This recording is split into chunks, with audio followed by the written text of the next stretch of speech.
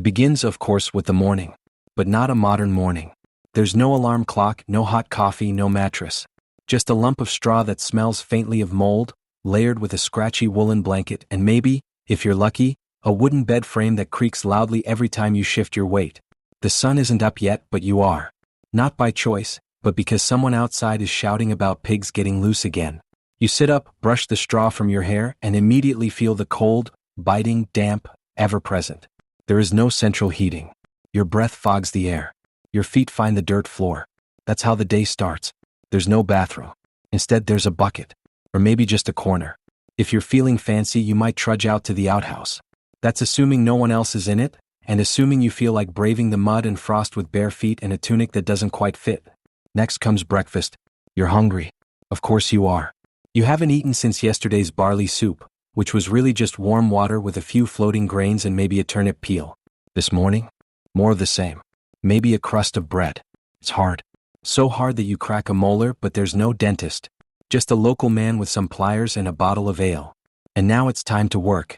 Because that's what the rest of your day will be. Work. Not the kind you can do sitting. Not the kind with breaks. Not the kind that ends when the sun sets because it began before the sun even rose. You carry hay. You feed livestock. You dig trenches. You gather firewood. You try not to cough because coughing means you're weak, and weakness in this time is often permanent. Even if you were a noble, and you're not, but even if you were, your life wouldn't be that much better. You'd be warmer maybe. Better fed possibly. But still trapped in a world without antibiotics, electricity, or deodorant. And you'd probably still die of something mundane before your 40th birthday. If it rains, you're wet. If it snows, you're frozen. If it's sunny, you burn. You wear the same tunic day after day until it stiffens into the shape of your body. And every night, you go to sleep hoping no rats run across your face. But they probably will. And that's just Monday. Eventually, as the day creeps forward, because in the medieval world everything creeps, you might think of washing. But there is no faucet. No soap as you know it. Washing, if it happens at all, is done with tepid water poured into a basin. If you especially cleanly, you might have a rag. Soap is harsh and handmade, often laced with lye that leaves the skin dry and cracked. But people rarely use it anyway. Most believe water carries disease, not removes it. Hygiene is less of a concern than survival. Lice are part of daily life. Fleas too. You scratch and move on. Everyone does. It's not worth mentioning. Your teeth ache constantly. There is no brushing. Instead, you chew on twigs if you're lucky enough to find one. Cavities fester slowly until the pain becomes unbearable. And when it does, someone in the village might offer to pull the tooth out with iron tongs by firelight. There's no anesthesia. You bite down on a piece of wood. Screams are muffled. The fire crackles. If you're a woman, your life is harder still. Work, childbirth, and servitude day in and day out. Childbirth itself is a danger with no guarantee of survival for mother or child. Midwives help as best they can, but knowledge is limited. Herbs are used. Cloth is boiled. Prayers are whispered. But there are worse things than childbirth. Like being accused of witchcraft. That can happen for almost anything. Having red hair, speaking out of turn, or simply being unlucky when the crops fail. Trials are crude. Evidence is hearsay. Punishment ranges from exile to drowning. If you float, you guilty. If you sink, you innocent. And dead. Let's talk about the food again because food is important. Important but never exciting. Most meals are pottage, a slow-cooked, soupy mess of whatever grains or vegetables are on hand. It is gray. It is lukewarm. It is eaten with a wooden spoon and usually without speaking. Meat is rare unless you part of the clergy or nobility. And even then it's preserved poorly. Salted, smoked, or just very old. Bread is common. Not the fluffy loaves but dense, hard rounds that resemble stones more than food. Insects are part of it. That's expected. You knock them out or you eat around them. Nobody minds. Protein is protein. The ale you drink instead of water is flat, weak, and warm. But at least it's safer than the well. Water can carry illness. Dysentery, cholera, worse. So people drink ale or very weak wine, even children. Dehydration comes anyway. And yet your day continues. You gather firewood. Not from a pile, but from the forest. Carefully. Slowly. Because if you caught on someone else's land, it's poaching. And poaching is a crime. A serious one. You could be fined or worse, publicly whipped or have a hand chopped off. Justice is swift and often final. Speaking of which, let's talk about law. There are no lawyers for the poor. Justice is handled by the local lord or a traveling magistrate or sometimes by mob consensus. Trials involve oaths and ordeals, like carrying a hot iron bar. If your wound heals cleanly after several days, you re-considered innocent. If it festers, you re-guilty. Some people fake fainting to escape trial. It rarely works. Punishments are theatrical. Stocks in the town square. Floggings before a crowd. Branding. Mutilation. Sometimes death. Not quick death. The slow kind, hanging or worse, the gibbet. A cage hung from a post where the criminal is left to die slowly in the elements, birds pecking at the remains over days or weeks. Night comes again finally. But it doesn't bring comfort. Candles are expensive, so you sit in the dark. If you a peasant, you sleep in your clothes on your straw in the same room as your family. The pig sleeps near the door for warmth. Privacy does not exist. Silence does not exist. Rats definitely do. If you live in a castle, the cold is worse, not better. Stone walls suck in the chill. Fires crackle in a hearth too far away to warm you. Servants scurry. Armor clinks. Footsteps echo endlessly in the halls. Every sound is eerie. You sleep in layers. You sleep with your sword nearby. You don't sleep well. And that is just one day. As the days blend together, one begins to notice that no 2 days are truly different. Every morning feels the same. Every task repeats itself. Life in the countryside is not a storybook. It is routine. Endless routine. The sun rises again, casting a gray light across the uneven thatch of the village rooftops. If you are a peasant, and chances are high that you are, your day begins once again with chores. Chores that do not end. Chores that do not vary. First comes tending to the animals. Chickens are fed, if there's enough to feed them. The cow is milked, slowly, while it shifts its weight back and forth in a wooden stall. The pig is grumpy and uncooperative, but you manage. The dog barks at nothing. The geese hiss. The geese always hiss. Then there is mucking. The animal stalls must be cleaned. The manure is thick and wet. The air is heavy with its scent. You carry it out with a wooden shovel and dump it onto the compost pile behind the hut. Your shoes are caked in filth, but you wear them anyway. There are no replacements. Next is firewood. Firewood is more valuable than food. Without it, you are cold. Without it, nothing can be cooked. You gather it daily, not just in winter. Even in summer, the fire must be kept alive. Wood is stacked neatly. Splinters line your hands. After wood, there is water. Always more water. The well is far. The path to it is muddy or dusty depending on the season. You carry 2 buckets. They are heavy on the way back. Your arms ache. Water sloshes out with every step. And then there is the field. Even if you are not a full-time farmer, you must help. There are rows to tend, seeds to scatter, weeds to pull. You bend at the waist all day. You sweat. There is no shade. You press on. When the harvest season comes, it is worse. You work from dawn to dusk. Everyone does. Even the children. The crops are collected by hand, bundled in sheaves and carried to barns or laid out to dry. The work is never fast enough. The winter depends on it. After the fields, you might be tasked with repairing a fence, or weaving new baskets, or helping your neighbor repair his roof, which is leaking again. Every task is urgent, yet none are rewarding. At the end of the day, nothing is truly finished. Everything will need doing again tomorrow. Evenings are quiet except for the coughing. Someone is always coughing. A child. An elder. A spouse. The coughing never truly goes away. It is a background sound like the wind. You sit. You eat. The meal is the same. Barley. Turnip. A spoonful of salted fish if someone was lucky. You chew slowly. You stare into the fire. You listen to the embers settle. Your clothing does not change.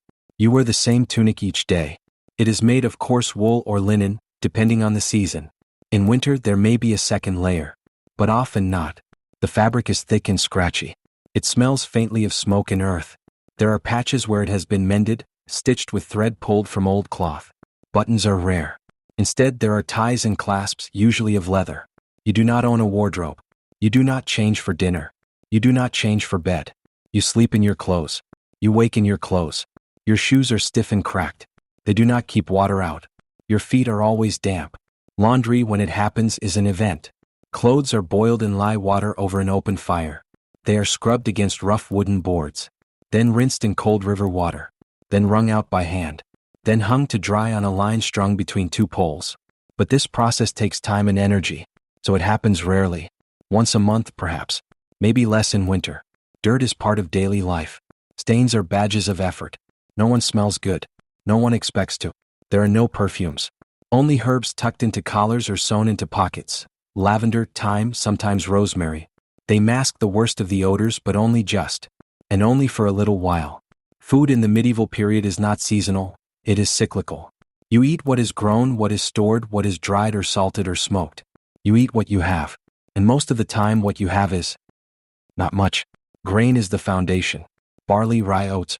Wheat is rare and expensive. Bread is baked in communal ovens once a week. The loaves are dense and dark. There are no pastries, no sweets. Honey is precious. Sugar, if it exists, is for the church. Vegetables are limited. Root vegetables last longer. Turnips, onions, parsnips. Cabbage when it's in season. Beans if you're lucky. Tomatoes and potatoes do not exist. Neither do corn or peppers. Fruits are eaten fresh when picked or not at all. Apples and pears. Sometimes berries. Most fruit rots quickly. Preservation is a luxury. Meat is rare. Very rare. Reserved for holidays or nobles or illness. Pigs are slaughtered once a year. Everything is used, nose to tail. Salted, hung in the rafters, eaten slowly through the winter. Chickens are kept for eggs, not meat. Cows for milk. Hunting is restricted by law. Poaching is risky. And so you eat pottage. Stew. Sometimes thick, sometimes thin. Always gray. Always bland. Made from whatever is on hand. Poured into a bowl. Eaten with a wooden spoon. There is no variety. No novelty. No dessert. Only sustenance. At some point during your dull medieval day, nature calls. Unfortunately, nature does not provide comfort. There are no modern conveniences. No buttons. No porcelain. Only options. And none of them are good. If you re a peasant, you likely use a simple pit dug in the ground behind your hut. It smells. It attracts flies. It is shared by the family, sometimes shared by the entire hamlet. There is no seat, just a hole. You squat. Carefully. Slowly. You hope your balance holds. It usually does. But sometimes it doesn't. There is no toilet paper. No cloth. You use what's available, leaves, moss, perhaps straw. In winter, even that is unpleasant. The cold bites. Your fingers go numb. If you live in a castle, you may have access to a garderobe, a narrow chamber built into the stone wall, with a wooden bench and a hole that leads down far below. This is not as pleasant as it sounds. The waste doesn't disappear. It gathers in a cesspit beneath the castle, or dribbles along the outer wall. The stench rises up with the wind. Servants are tasked with cleaning it. They rarely succeed. In monasteries, there are latrines, rows of stone seats above a water channel. They are communal. Silence is expected even during use. The monks do not speak, but they hear. There are no drains. No sewage systems. Waste runs into the streets, where it mixes with mud and rain. People empty chamber pots from windows. They shout first, "Guard Lou." But not always. You walk quickly beneath windows. You look up often. Disease follows. The filth soaks into shoes, into water, into skin. But it is life. It is normal. It is expected. And it never improves. Night comes again. You retreat to your bed, if you have one. You lie down on straw stuffed into a rough cloth sack. It rustles as you move. It smells faintly of mildew. And then the scratching begins. Rats are a constant. They live in the walls, in the roof, under the floor. They come out at night. They look for crumbs. They climb onto beds. They nest in clothing. You hear them. You see them. You stop being surprised. Mice too. And fleas. And lice. You itch in your sleep. You wake with bites. You accept it. Cats help, but not much. They are valued, yes, but they cannot catch them all. Some homes have weasels instead. Others have nothing. Bedbugs live in the straw. They cannot be removed. You sleep anyway. Eventually, the itching becomes part of you. Sometimes a dog sleeps at your feet. Sometimes a pig for warmth. Babies sleep beside their mothers. Grandparents snore in the corner. No one has privacy. No one complains. You drift off, not into comfort, but into habit. Not everyone labors in the fields. Some take holy vows. They enter monasteries where the work is different, but no less repetitive. Monastic life is predictable. That is the point. The day begins in darkness. The bell tolls before sunrise. The monks rise. They dress in woolen robes tied with rope. They move silently through stone corridors. Their first prayer begins in Latin. It lasts nearly an hour. Then breakfast, bread, water, silence, then work. Monks copy manuscripts. They illuminate letters with colored ink. They transcribe religious texts with quills. The work is quiet, slow, steady. Mistakes are scraped away with knives. The room is cold. The candles flicker. There is no talking except during designated periods. Meals are taken together but in silence. One monk reads aloud while the others eat, slowly, methodically, always from the same bench. There is more prayer, then more work, then more prayer. The hours repeat. Matins, lauds, prime, terce, sext, nun, vespers, compline. The garden is tended in silence. The library is entered with reverence. The beds are simple. The days are identical. This goes on for decades. Some monks live their entire lives within a few hundred feet of where they took their vows. They see the same faces, read the same lines, walk the same path to the chapel every day, and they are content. It is peaceful. It is orderly. It is extremely boring. Eventually you become ill. Everyone does. The cause is unknown. Perhaps it is bad air. Perhaps an imbalance of humors. Blood, phlegm, yellow bile, black bile. The physician guesses. He offers leeches, or a purgative, or both. There are no stethoscopes, no microscopes, no understanding of germs. If you are lucky, you are prescribed herbs. Chamomile, horehound, wormwood. They taste bitter. You drink them anyway. If you are unlucky, they cut you open. Bloodletting is common. A shallow incision. Brass bowl. They drain you until your skin pales. If that fails, they may apply a hot iron, or a cupping glass, or a poultice of dung and ash. Barber surgeons handle operations. They are not doctors. They are barbers. They sharpen their knives beside buckets of water. There is no anesthesia. There is no sterilization. You scream. Then you faint. If you wake, you survive. If not, you are buried quickly. Sometimes a priest is called, just in case. The year is 1347, or perhaps 1348. Exact records are inconsistent. It does not matter. What matters is that something has arrived. Something dark. Something deadly. Something poorly understood. It is called the plague. It begins with a cough, or a swelling, or a fever. It spreads quickly. From ships, from rats, from fleas, from air. No one is certain. All they know is that people begin dying, and they do not stop. There are no explanations, only guesses. Some say it is divine punishment.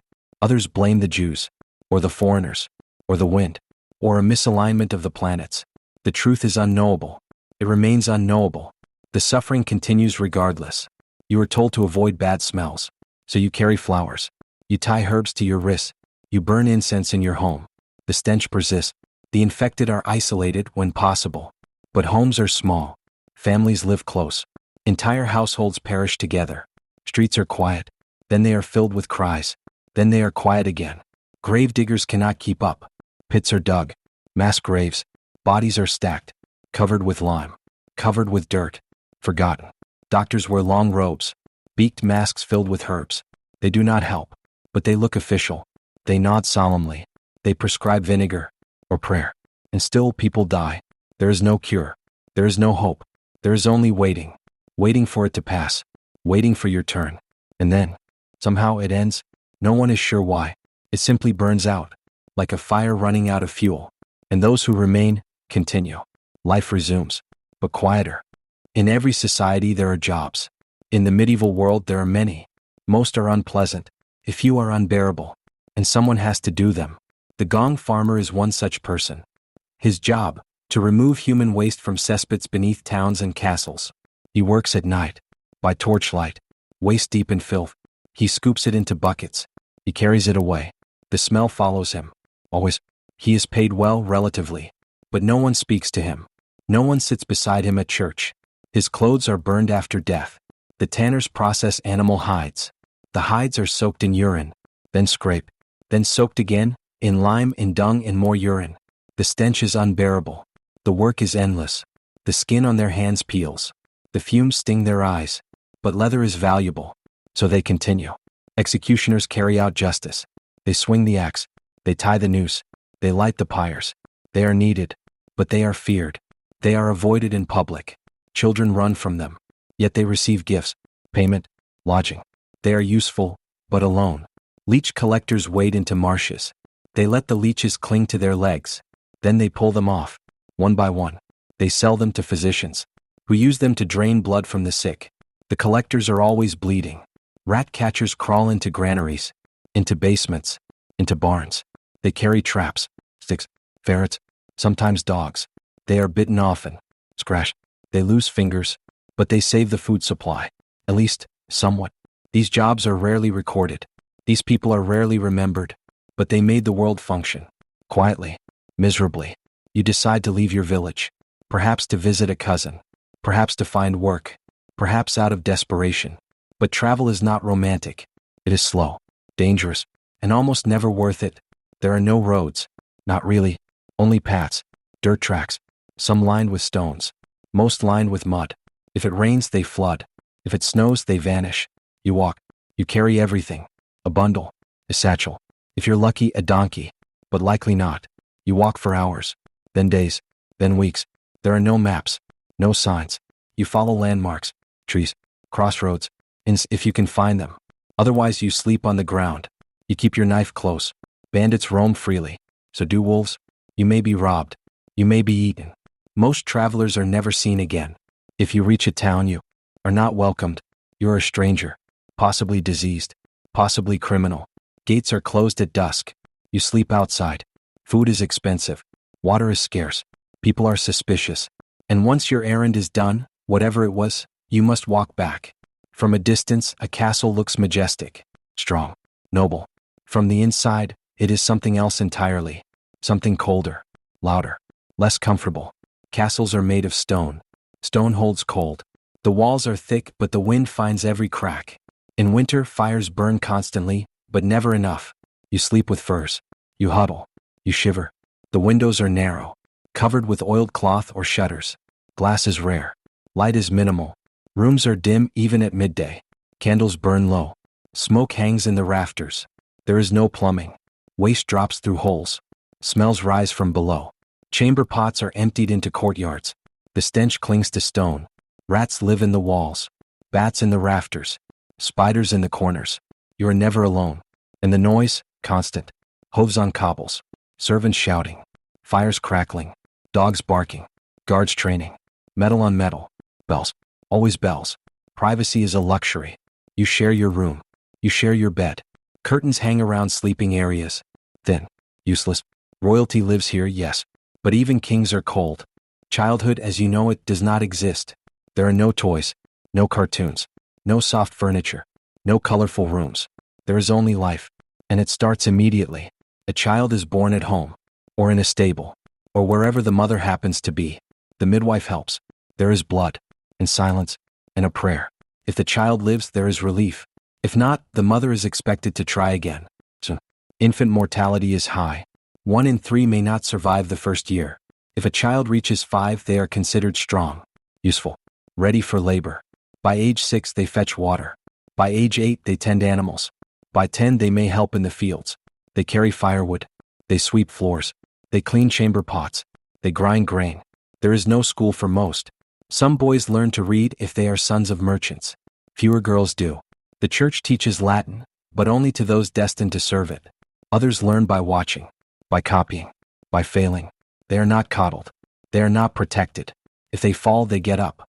If they cry, they are ignored. The family cannot afford weakness. There is too much to do. Games exist.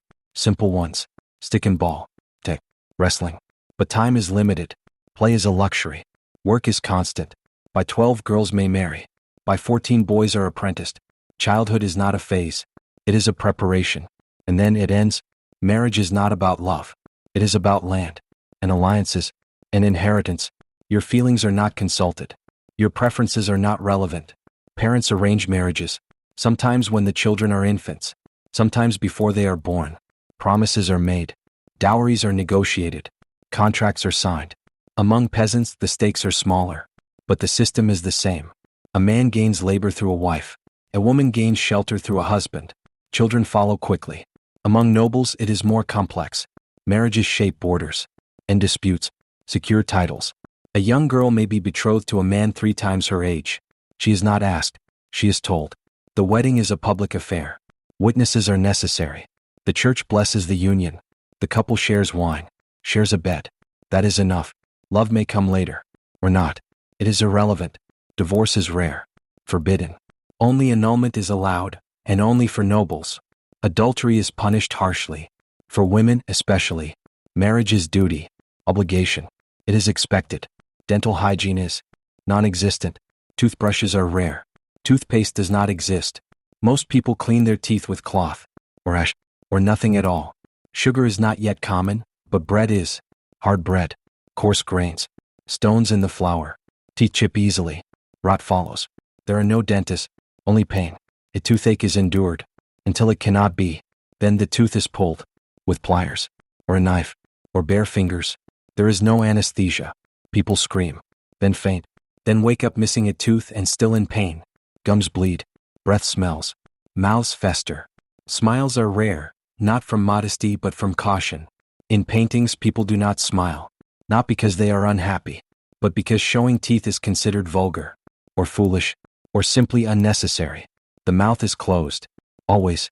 The medieval world is not without joy, but joy is brief, and repetitive, and often loud. Music is played on lutes, pipes, drums. It is fast, repetitive, dissonant.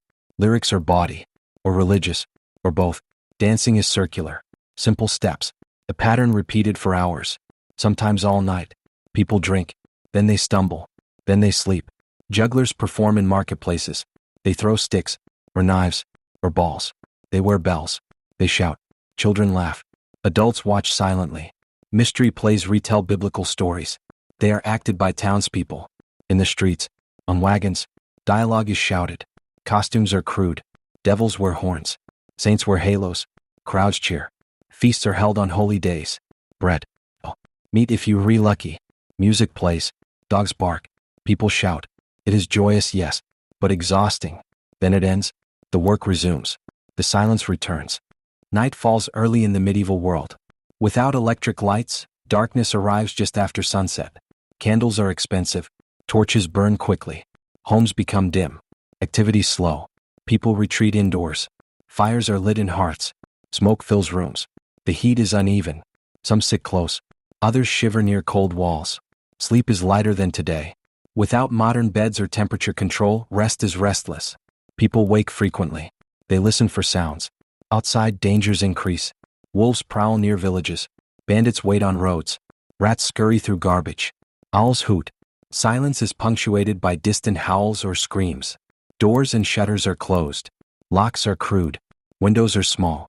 Guards patrol castles, but most homes have none. Many families share beds for warmth and safety. Children sleep with parents. Animals sleep inside too if allowed. Night is long, quiet, uneasy. People pray. They hope for dawn. In medieval times, the church is more than a place of worship. It is a government, a court, a landowner, and a school. The local priest knows your name, your sins, your debts, your secrets. Church laws govern marriage, birth, death, and morality. Violations lead to punishments, fines, penances, excommunication. Churches dominate village skylines. They are the largest buildings. They hold festivals, markets, and gatherings. Monks copy manuscripts. Nuns tend infirmaries. Bishops advise kings. Every day begins and ends with prayer.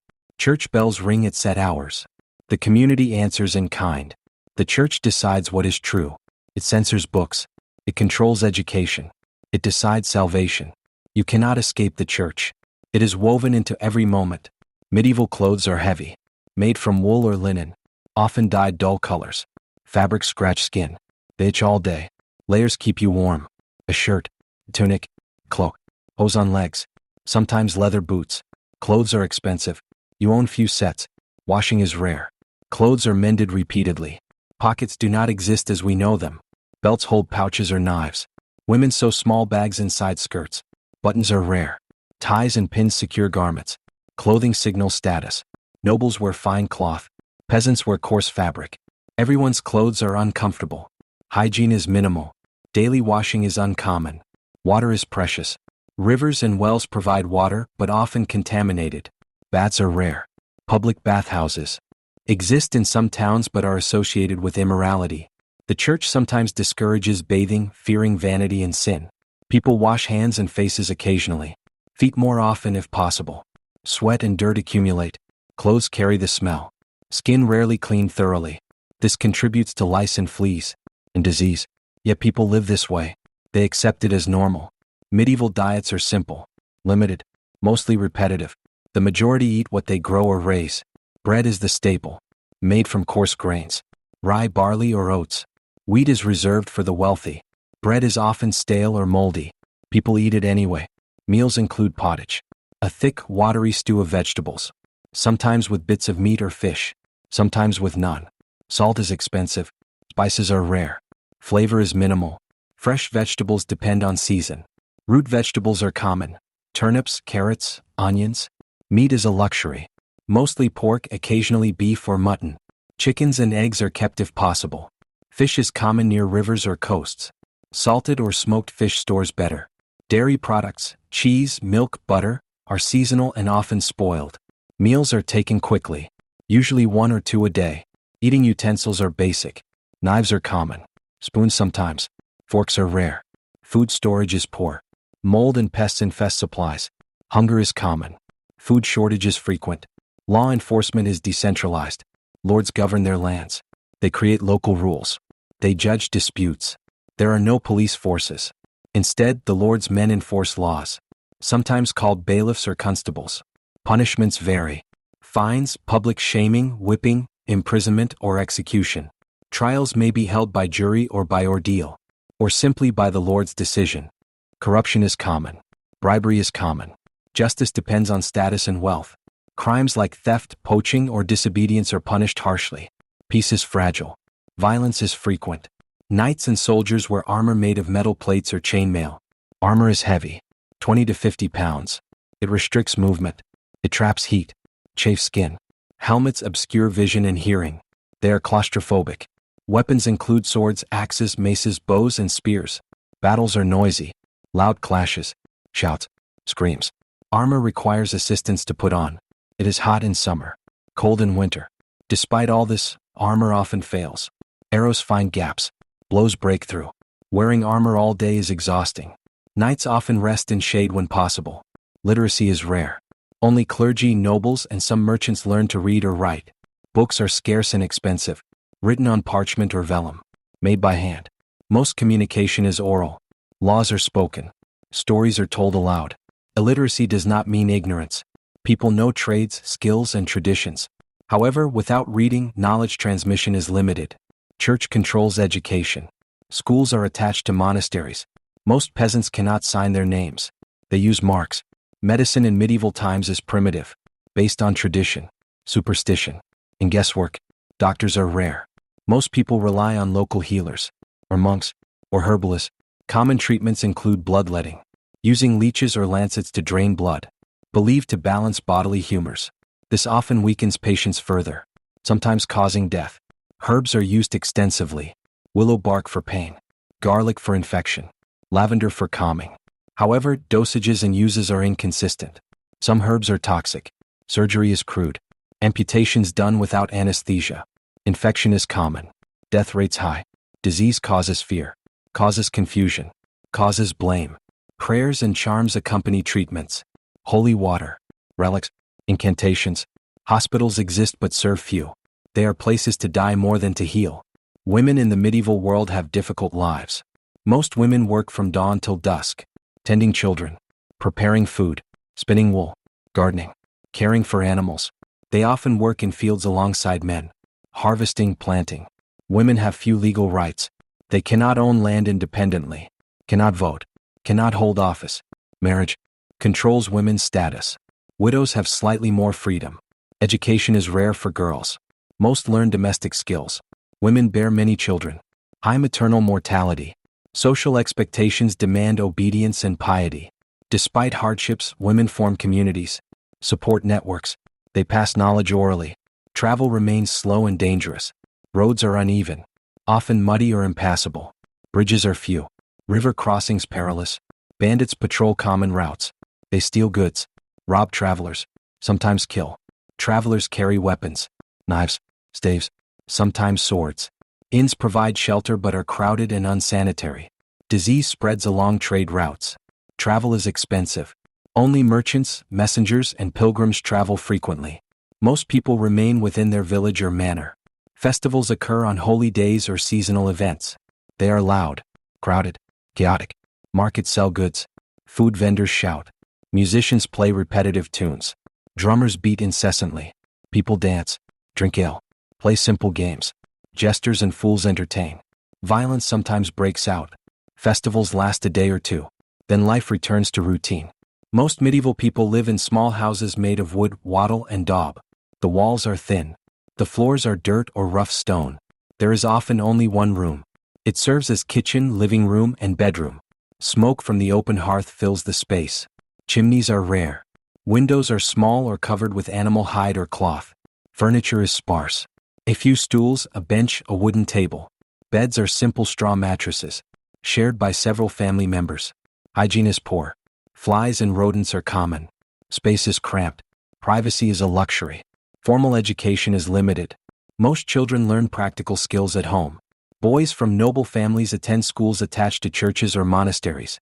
Curriculum focuses on Latin, scripture, and rhetoric. Girls rarely attend formal schools. They learn household skills. Books are scarce and expensive. Writing materials include ink made from oak galls and quills from birds. Copying text is painstaking and slow. Literacy rates remain low. Messages travel by horseback or foot. There is no postal system. News spreads slowly, often by word of mouth. Long-distance travel is rare. Pilgrimages are among the few reasons to journey far. Travelers face weather, rough roads, and bandits. Communication delays affect trade and politics. Criminals face harsh penalties. Fines, flogging, stocks, or worse. Stocks and pillories expose offenders to public ridicule. Corporal punishment is common. Execution methods include hanging, beheading, or burning. Punishments are designed to deter others. Justice is swift and often brutal. Medieval markets are the economic heart of villages and towns. They occur once or twice a week, usually on a set day announced by the local lord or town council. The market square fills with vendors selling produce, livestock, cloth, tools, and everyday goods. Most sellers are peasants bringing surplus from their farms. Craftsmen display handmade wares, pots, baskets, leather goods, wooden utensils. Money is scarce. Bartering is common. A farmer may exchange a bushel of grain for a pair of shoes or a length of fabric. Coinage varies by region and is often unreliable. Counterfeits circulate. Markets are noisy but repetitive. Vendors shout similar phrases: fresh eggs, cheese, woolen cloth. Buyers haggle. The same goods change hands every market day. Trade beyond the local market is slow and risky. Merchants travel by horse or cart, facing poor roads, bandits, and weather. Trade routes link towns, but progress is measured in weeks or months. Large fairs, like those in Champaign or Frankfurt, offer a wider variety of goods, attracting international traders. Luxury items like spices, silk, and precious metals appear here but are rare for the average person. Credit systems are basic. Moneylenders charge high interest. Debt traps many in poverty. Markets serve social functions too. People exchange news and gossip. Festivals may coincide with market days. Despite all this, life remains largely local and self-sufficient. The average person rarely travels far from home to buy or sell goods. Religion permeates every aspect of medieval life. The church wields enormous power, both spiritual and temporal. Most people are deeply religious. Daily prayers, mass attendance, and holy festivals mark their time. Churches and monasteries dominate village life. Priests teach morals. Monks copy scriptures. Nuns care for the sick. Superstition fills gaps in understanding. Illnesses are attributed to evil spirits or divine punishment. Healing rituals combine herbs, prayers, and charms. Holy relics, bones, cloth, objects touched by saints, are believed to possess miraculous powers. Pilgrimages to relic sites attract thousands. Witchcraft accusations arise frequently. People fear curses, magic, and the devil's influence. Astrology influences decisions. Farmers consult the stars for planting. Nobles use horoscopes for politics. The church enforces conformity. Heresy is punished severely. The Inquisition investigates and prosecutes dissent. Faith offers comfort, but it also enforces control. It shapes worldview and behavior. Peasant life is a cycle of constant work and rest. The day begins before dawn. People wake to roosters or the ringing church bell. After a simple breakfast, usually bread and ale, they head to the fields or stables. Tasks vary by season: planting in spring, tending crops in summer, harvesting in autumn, repairing tools and buildings in winter. Women manage household chores: cooking over open fires, fetching water, spinning yarn, caring for children and animals. Children contribute from an early age. They carry firewood, gather eggs, help in gardens. Meals are brief and repetitive, often cold or leftovers. Rest is limited. Evenings may bring spinning, weaving, or repairing clothes by firelight. Social life is minimal. Most evenings end early. Sleep is often interrupted by noise, discomfort, or illness. Peasants live hard, short lives. Few reach old age. Warfare is common but brutal. Armies consist of knights, men-at-arms, and foot soldiers. Knights wear heavy armor, carry swords, lances, and shields. Battles are chaotic, loud. The clang of metal, war cries, and screams fill the air. Sieges last weeks or months. Starvation and disease kill many. Logistics are poor. Armies forage or loot for supplies. Training is basic. Discipline varies. Civilians suffer greatly. Villages burned. Crops destroyed. Warriors face wounds and infections. Medical care is minimal. Victories are celebrated briefly. Peace often short-lived. Law in medieval times is a complex patchwork of local customs, lordly decrees, and church rules. There is no centralized legal system as we know today. Most villages follow the manorial court, overseen by the lord or his steward. Here, disputes over land, debts, and behavior are judged. Decisions are often arbitrary, influenced by social rank or bribery. Criminal courts exist but vary widely. Some crimes are tried by a jury of peers, others by ordeal or combat. For example, a suspected thief might be subjected to trial by water, where sinking meant guilt. Punishments are severe and public, intended to deter others. Stocks and pillories expose offenders to ridicule and abuse. Flogging leaves permanent scars. Imprisonment is rare and conditions are grim. Capital punishment is common for serious crimes. Hanging, beheading, or burning at the stake are used, often in public executions that draw crowds. Appeals are difficult. Justice is slow or swift, depending on local power. The church courts handle moral crimes, heresy, blasphemy, adultery.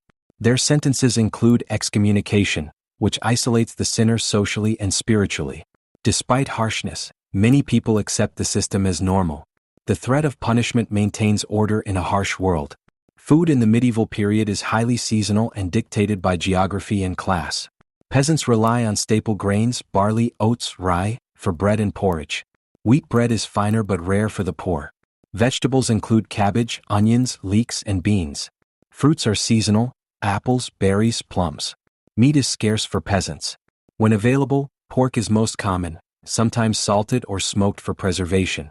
Fish, both fresh and salted, supplements diets, especially in coastal or riverine areas. Meals are cooked over open fires in cauldrons or on griddles. Spices are expensive imports, used sparingly by the wealthy.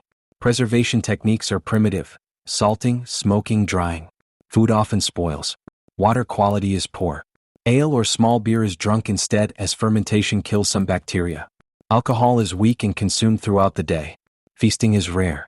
Nobles enjoy multiple courses, elaborate dishes, and imported delicacies, but for most, meals are utilitarian. Medieval society is strictly hierarchical. At the top are the nobility, kings, dukes, barons. They own land and hold power. Beneath are knights and lesser nobles, who owe military service to their lords. Clergy form a separate class, with bishops and abbots wielding both spiritual and political influence. Peasants, or serfs, are the vast majority. They work the land and owe labor and taxes.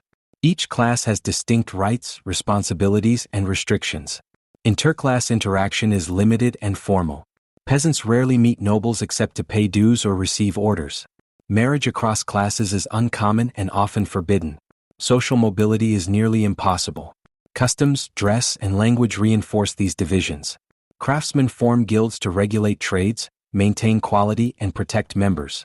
Guilds include blacksmiths, weavers, bakers, carpenters, and more. Membership is restrictive.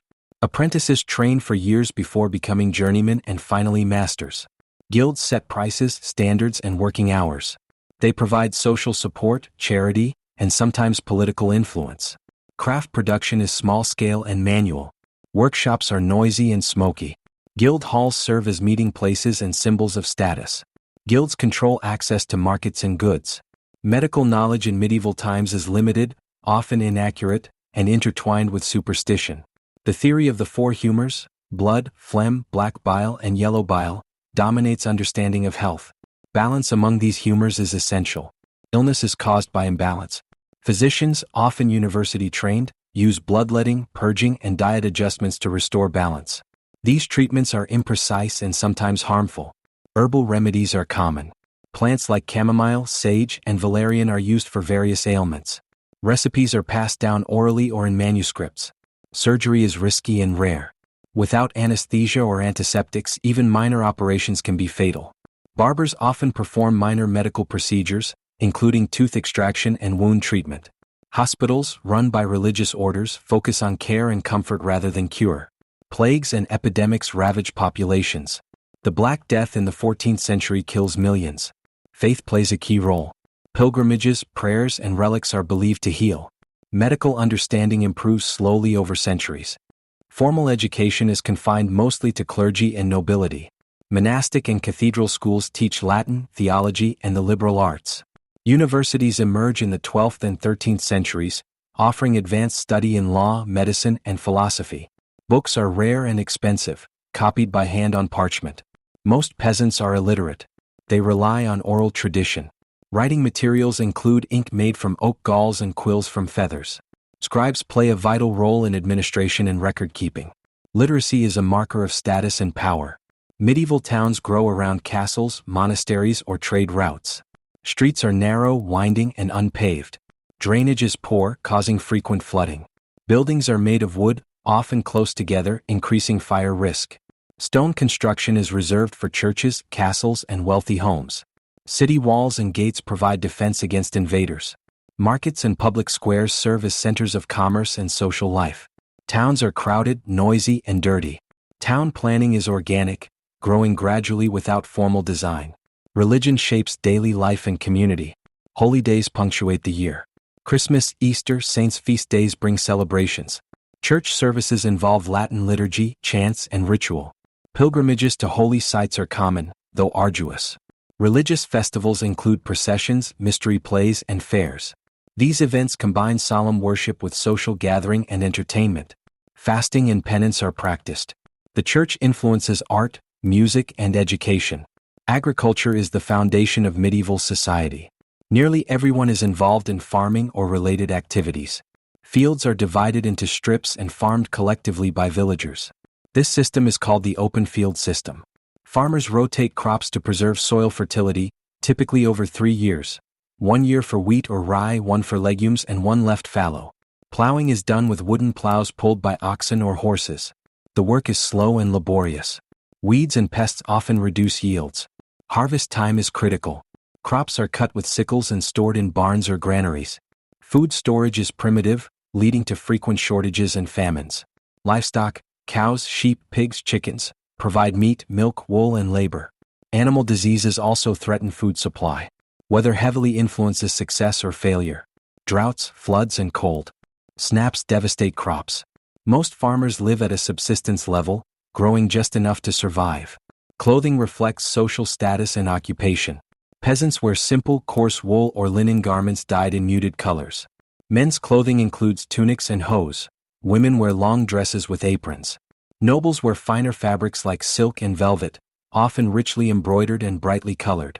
Sumptuary laws regulate what different classes may wear, reinforcing social divisions. Clothing is hand-sewn, time-consuming to produce. Seasonal changes affect fabric thickness and layering. Shoes are basic leather, often ill-fitting and uncomfortable. Hats and head coverings are common for modesty and protection. Clothing is expensive. Garments are repaired and reused extensively. Entertainment options are few and usually simple. Peasants enjoy storytelling, singing, and dancing during festivals or after work. Jesters and minstrels perform for nobles, offering music, jokes, and acrobatics. Board games like chess and dice are popular among the elite. Hunting and falconry are pastimes for nobility. Public executions and trials serve as grim spectacles. Theaters exist in some towns, presenting religious mystery plays. Entertainment is often communal but brief. Without modern communication, news travels slowly. Most communication is oral, passed from person to person. Written messages are rare and often carried by trusted messengers. Letters are handwritten on parchment with quill and ink. Seal stamps secure documents. Errors and misunderstandings are common. Rumors spread easily, shaping perceptions and decisions.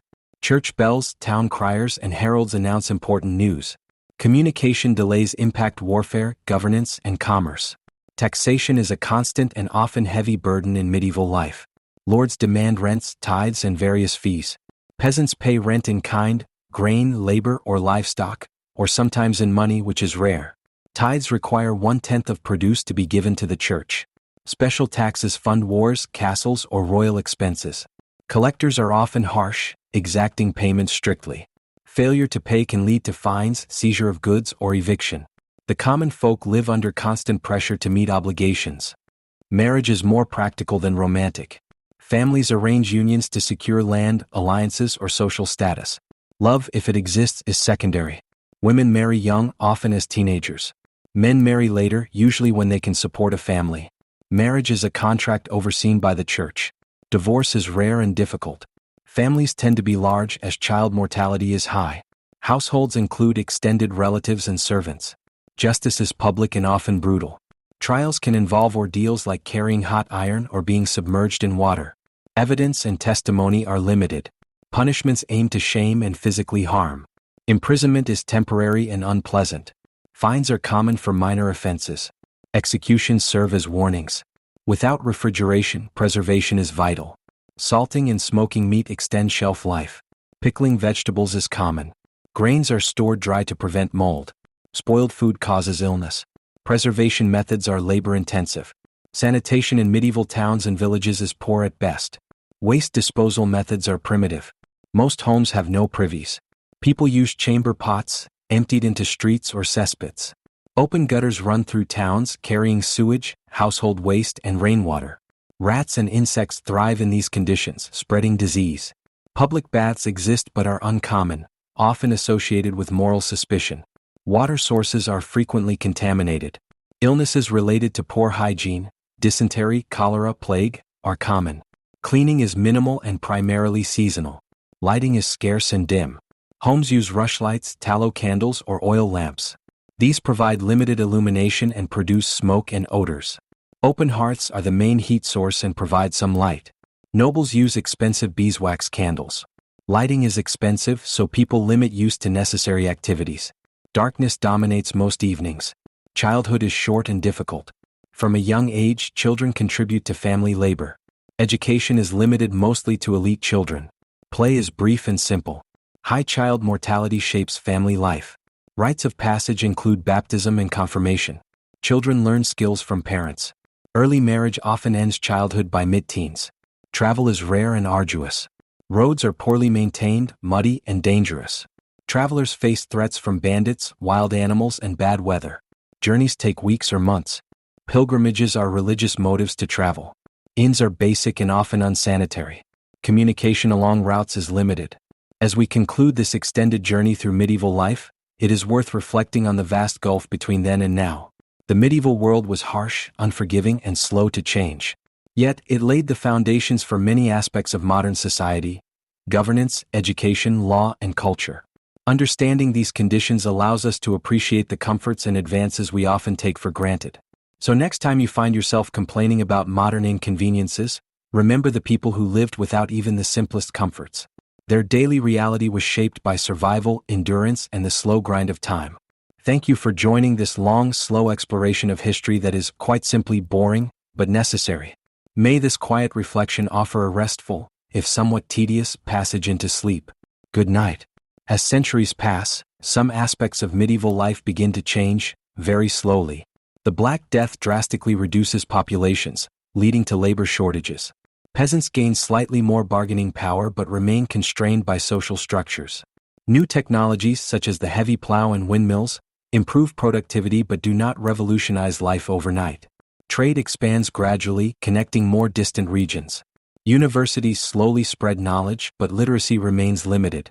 Cities grow, but sanitation and overcrowding remain serious problems. Despite slow progress, life remains harsh. Disease, hunger, violence, and superstition are constant threats. Comforts taken for granted today, clean water, medical care, reliable food supply, are absent. Social mobility is nearly impossible. The average person faces relentless physical labor and limited freedom. The environment is unforgiving. Harsh winters, poor nutrition, and rudimentary housing wear down even the strongest. Medieval times are often romanticized in stories and popular culture. The reality is far less glamorous. Everyday life is a grinding struggle to survive. History teaches that human progress, while slow, is relentless. And it is only through centuries of incremental changes that the world gradually moved toward the conditions we know today. So if you think you might survive a day in medieval times, consider the endless hardships and slow pace of life. Most would not last even a single dawn,